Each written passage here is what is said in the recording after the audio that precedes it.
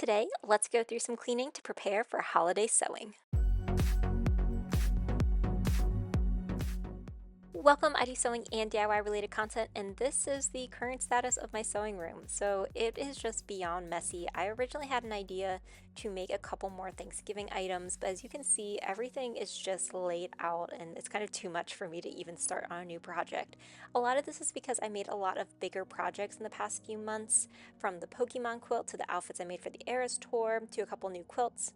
And because some of those actually had like a time frame associated with it, I just never got around to really putting all the stuff away.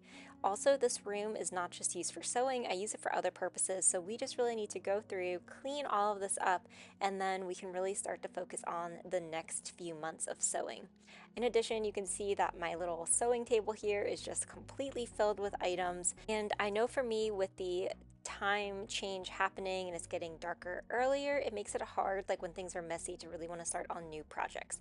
So the first step was actually just going through this entire box and cleaning it out, as there was a lot of trash, small pieces I don't really need. I'm also going to go through this and organize to determine what fabrics I want to keep out, which ones I want to put away.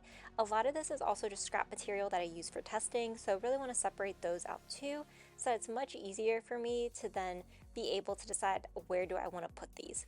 Some of this fabric I've actually loved using, some of it I ended up not using at all, but I really want to make sure that everything has its place, and a lot of this doesn't need to be here anymore, like those little fabric scraps that I have. I'm going to save those for testing, and so really just going through and cleaning up a lot of this. I also have this bin that I had on hand, so I'm putting a lot of little specialty fabrics that I have. A lot of these are actually like Pokemon themed or video game themed. I'm just going to put these into the closet so that they don't get lost or taken away from some other portion. So this area is looking so much better. You can actually see the floor now, which was a big win for me. And then a lot of this is actually little projects I'm just going to finish up right now, which is kind of serging the edges, and then all the items over in the corner are going to be thrown away. Now, with the time change happening, one thing that I noticed for myself is it helps a lot if I already have the project taken out that I want to do. So for example, I have this shirt that I had cut out. I had gone through the process of finishing off the edges, so I'm just going to put it into this bag with the pattern piece itself. That way all the pieces are together and it's a lot easier for me to get started.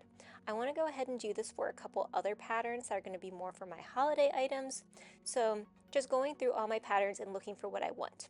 In doing all this cleaning, I did find this shirt pattern. I would highly recommend this. I've made it a couple times. You can get this at Walmart though. It's such an easy pattern to make, and especially for being so cheap in case you need a new blouse pattern for the upcoming holidays. And then I was able to find my holiday patterns. So what's really funny is these are very old patterns. So this was like $5.95, and I think a more equivalent one for today was like $14.95 or even more expensive than that. But I really want to use a lot of these different patterns for make this little wreath. So this kind of braided wreath, that's one project I want to do. And then another pattern I want to do is to make this little stuffed Christmas tree. I really think that will be fun and perfect for holiday season. I've wanted to make one for actually a couple years now, so I'm hoping I can get it done this time. So then I just put the rest of my patterns away. For this Christmas tree, I want to use this red and green fabric with Christmas trees on it. I think that will be just a really fun way to have this little decoration, and I already know what table I'm going to put it on at the house, so I think it's going to be really cute. And then for this wreath, I realized that both those patterns technically have this wreath in it. I wanted to use these candy cane fabrics, so just like a little holiday preview of some of my upcoming holiday projects. But both of these I think are going to be really fun and will really stand out with these fabrics. The best part is that a couple of these fabrics are vintage, so especially since that one pattern is a little bit older, I think it would be the perfect way to use the vintage fabric with it. You can see the price differences, which is so crazy. So everything is now cleaned up, so I have all those patterns put away to make it a little easier at the end of the workday. I can do a little sewing.